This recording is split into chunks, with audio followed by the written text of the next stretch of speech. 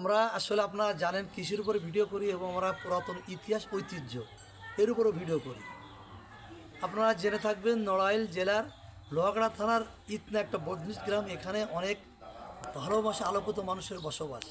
সেরকম একটা আলোকিত পরিবার, সেরকম একটা আলোকিত বাড়ি ঐতিহ্যবাহী ব্যানার্জি পরিবার।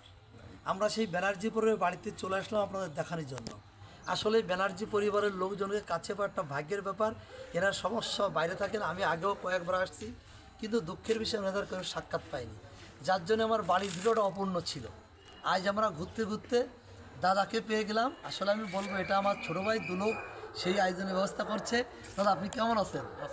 আপনার নামটা বলেন তো দাদা। আমার নাম শিবপ্রসাদ ব্যানার্জি। শিবপ্রসাদ ব্যানার্জি, ইতনা গ্রাম, লোহাগাড়া থানা, নড়াইল জেলা। আপনাদের পূর্বপুরুষ থেকেই আপনারা বড় লোক। হ্যাঁ, এবং আমরা জেনেছি হয়তো ৭১-এর পরে একটু সবাই অবস্থায় ছিল। আমরা জেনেছি যে এই বিল্ডিংটার বয়স ২০০ বছরের উপরে। ২০০ বছরের উপরে সেই বিল্ডিংটা আপনারা সুন্দর করে সাজিয়ে গুছিয়ে রেখেছেন। এটাই আসলে বিশাল ব্যাপার, বুঝতে পেরেছেন? তা আপনাদের তো ব্যবসা মধ্যে জাহাজের ব্যবসা ছিল পুরোপুরি। এখন আপনাদের জাহাজের ব্যবসা নাকি? হ্যাঁ, এখনো জাহাজের ব্যবসা। আমার দাদুদের আমলে নৌকার ব্যবসা ছিল। আপনার দাদুর একটা স্মৃতি বলেন তো, এই বাড়ির প্রতিষ্ঠার স্মৃতি বলেন তো। দাদুরা কিন্তু খুব ইসের থেকেই উঠছে, ছোট থেকেই। এই জায়গা সেনেদেরই হলো সবচেয়ে বড় ব্যবসা ছিল। সেনেদের। সেই সেনেরা যখন চলে যায়, দাদুরা সেই কাঠের ব্যবসাটা কিনে নেয়। কাঠের আড়ত ছিল। হ্যাঁ, সেই আড়তের থেকেই দাদুরা আস্তে আস্তে ব্যবসা করে তারপরে নৌকার ব্যবসা শুরু করলো। বিভিন্ন জায়গা থেকে ধান টান বিভিন্ন জিনিস কিনে আনিয়ে এইভাবেই আস্তে আস্তে হলো। আমাদের এখান থেকে নিশ্চিন্দিপুরে আমাদের প্রায় ৩-৪০০ বিঘা জমি ছিল। নিশ্চিন্দিপুর, হ্যাঁ, ৪০০ বিঘা জমি। সেগুলো সমস্ত এই খাজনা, সেই সময় আমাদের তো খাজনা ছিল।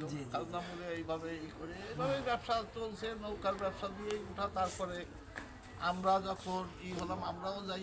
প্রথমে আমরা কিন্তু গ্রিন লাইন ব্যবসা, বাসের সাথে আমরা ব্যবসা পরিবহন গ্রিন লাইন। হ্যাঁ, তারপরে সেখানে যাই মার খাইলাম।